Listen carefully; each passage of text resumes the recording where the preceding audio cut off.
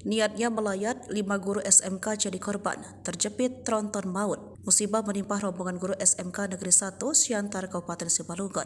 Sebanyak 5 orang guru meninggal dunia.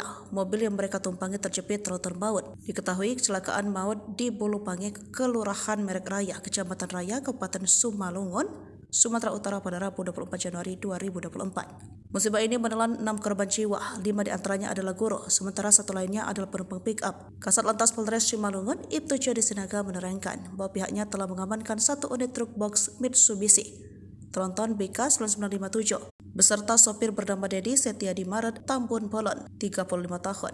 Kepala Sekolah M. Syahril Damadik mengatakan bahwa jajaran guru sangat terpukul atas kejadian ini. Rombongan guru 5 orang yang menjadi korban adalah tim sosial kelurahan guru SMK Negeri 1 Kecamatan Siantar. Para guru berangkat melayat ke rumah salah satu guru lainnya, yaitu Elvi Sinaga di Nagoro Raya Usang. Di dalam mobil mereka ada 7 orang, 2 yang di depan selamat, tapi 5 yang di belakang terhimpit truk tronton, jelas Syahrizal.